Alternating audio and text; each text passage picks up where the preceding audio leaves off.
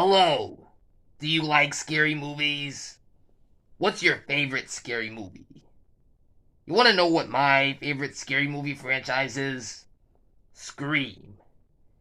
Except, it isn't easy to choose between one film. Hello, my fellow YouTubies, and happy Halloween. Today, I decided to rank all 5 Scream movies from worst to best. And as you guys notice, I'm dressed up as Ghostface, but don't worry, I won't give you any tricks. Only treats. I mean, treats as in movie content, not Halloween candy. This video obviously is being made in celebration of Halloween, so make sure to like and subscribe. Leave me down in the comments what your favorite Scream movie is, and leave me wishing a happy Halloween. Also, I did a poll earlier this morning on what the best part about Halloween is. You could look at that somewhere in my community tab. And let's get into this. Easily coming in last place for this one is Scream 3. And this movie is just pretty stupid, almost on every level. Whether you're talking about it with either the horror elements to it or the movie's plot lines in general, but it works more functioning as some sort of spy mystery movie than it does even as a horror movie. But there are a lot of bad ideas in this movie that I feel like, for starters, I did not at all like the motivation in the killer reveal. The killer's motivation in this movie, Roman Bridger. They basically set him up with this motive that he had a life that he never got to have, and his evil plot for setting up what happened in the first movie is that he hired Billy's dad, Billy the killer from the first movie, hired his dad to star in his movie, and then brought him in to have that little romantic scene with Sydney's mom in order to force Billy's mom to leave and Billy to inflict anger on him as a revenge plot for Sydney's mom. I mean, the movies, this plot line is just stupid, like on almost every level, and just not only is it convoluted, but it just does not make any sense whatsoever. And looking at it from the other side of it with the horror, the movie is just pretty corny. I mean, the traps inside of it are just a little too stupid. Like, one of them involves a guy being in a house and being blown up by this gasoline pumping like on a stove and something like that. And they're pretty like lame kind of the ways like that the traps are set up, and it has a lot of random jump scares. So everything that they did with this movie, just I mean, I understand that it had a lot of budget issues, but whenever I look back at it, like what they did with the plot line, the plot twist, and everything that this movie takes the franchise, it just had a lot that frustrated me, and just too many corny elements to it. So, for me, this movie, easily, without question, it comes in last place. At number 4 is Scream 4. And, I think this was a big improvement following off of Scream 3. I think that, the kills in this movie, have a lot more, horror vibes to them, and I really enjoyed, I think this one had a better plot twist at the end with Emma Roberts ending up being the main bad guy, because it was something that I did not expect. Her killer reveal was a huge surprise going into the third act of this movie. And I like the new casting additions that they got there, even passing back that 11-year age gap between this movie and the third movie. I think that most of them, like, work pretty well. I thought that the kills were handled pretty nicely. How one of them had Ghostface popping out of a bedroom and then going all mad evil on a girl, or one of them involving the girl in the garage, once again, like, kind of mirroring that thing that happened in the first movie. So a lot of nice elements inside of this movie, but I just don't think that they handled the Return of the Legacy characters as well, comparing them to, like, all of our new additions. And I just, once again, it felt very cheap for Sydney to be the key victim of the story again, with that Emma Roberts reveal at the end. And there wasn't even enough development for that relationship between Sydney and Emma Roberts' character as much as I think that there should have. At the same time, Emma Roberts' plan to get credit for a bunch of this weird stuff happening to her is just a strange kind of evil plot for a villain to have inside of this franchise. Even though it works inside of there, just doesn't make a lot of sense. But I once again I said I love the cast. I love how Adam Brody is in this movie and get some nice moments with Dewey and all the other cops. This movie is pretty good. It was a nice way to continue the franchise, but looking at it from the others and especially the new Scream 5, just not as many memorable elements in it to bring back the legacy cast. So just one that's kind of there with not as many problems as Scream 3, but one that's just kind of there. Making it into the top 3 is Scream 2, and I think that this was just a nice follow-up to the original. I think that it does everything that a horror movie sequel should do, which even Randy mentions it inside of the movie that it has more kills, it has more horror, and it just does everything like with a whole lot more and just a whole lot more fun. I really like the way this movie starts off with all the ghost faces in the crowded movie theater and Jada Pinkett Smith immediately getting murdered inside of a crowded movie theater, showing how you're not safe even inside of a crowded movie theater.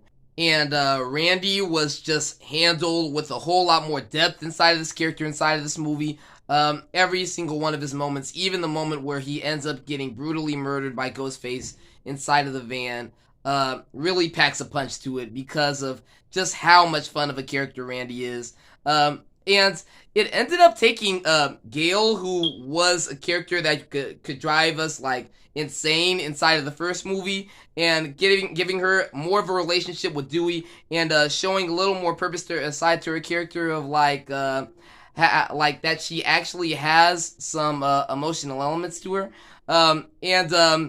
Everything with Gale, so everything with Gale and Dewey, I think was handled perfectly, and the continuation of Sidney's arc going after the first movie was pretty good. And if I'm being honest, I think the killer motivations were done a little bit better in this movie, following up to the first movie. The fact that, spoiler alert here, with Billy's mom being convicted as the main killer in that plot twist at the end, it worked very well with her being as this killer that's out for revenge. Like, it's actually a motive that I think the audience actually understands and that we can resonate with.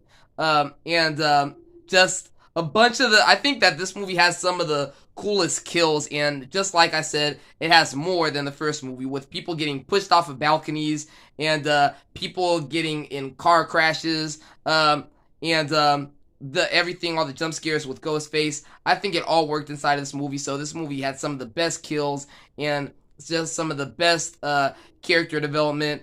But it's just like not as much of a top tier as some of the other two. The runner-up here is Scream 5, or, in which case, Scream 2022, the one that came out this year.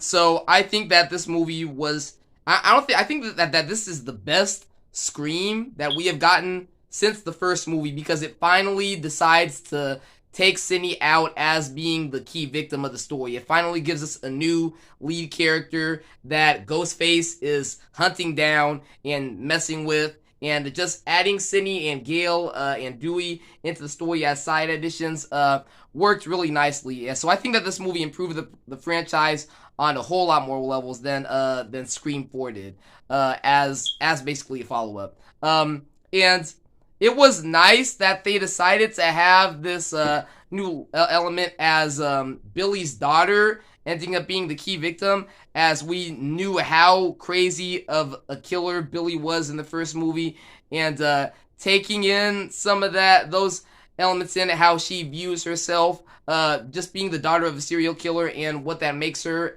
tying into this genre of horror movies. I think it worked pretty well, and even making her boyfriend revealed as the killer just handled it, just made it like a little bit more spice inside of there. And I also like think that this movie has some of the coolest and brutal kills inside of the entire franchise, with the kid from Goosebumps getting his neck stabbed, or some of the stuff with people getting stabbed in the hand, or even being set on fire. This movie had some pretty awesome stuff inside it, and it probably had just the most emotional death inside of it, with Dewey's death in the middle of the movie. Just made the movie a whole lot emotional, like one of the most emotional films inside of the franchise. So this movie had some of the coolest kills, and I think that it really improved the franchise a whole lot with our new lead character. And even the opening with Jenna Ortega being stabbed brutally just was pretty cool. I think that it was just nice seeing Ghostface in the theater. So this movie is definitely number 2 on the list. But coming in first place for me is probably gonna have to be the original Scream. When I first watched this movie, I actually first watched this movie 2 years ago, back in COVID, and it was responsible for introducing me into the horror genre.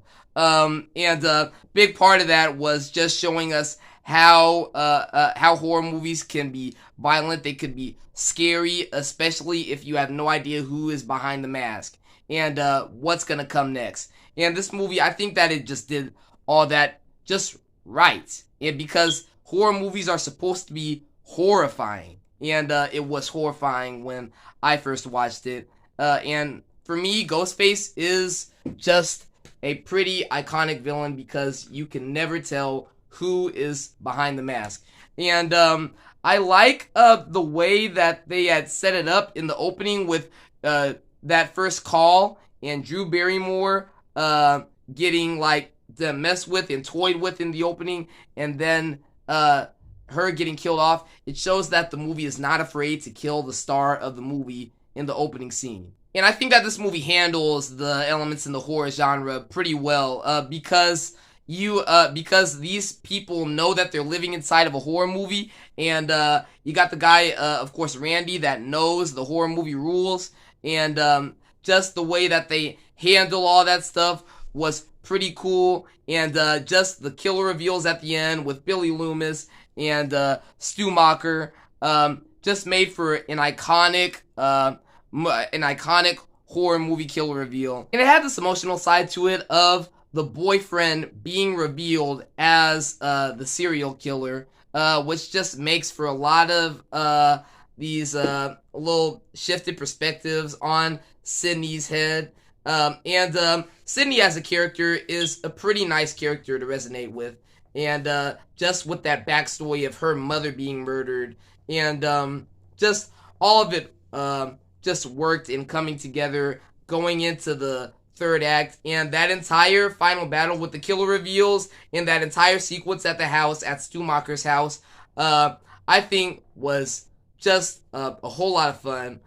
This movie is actually probably my favorite horror movie of all time, so this one definitely comes in at number 1. Thank you guys so much for watching. Happy Halloween. Remember to like and subscribe if you love this video. Also check out my Google poll. I did a poll on what is great about Halloween, and I will see you guys later. Happy Halloween.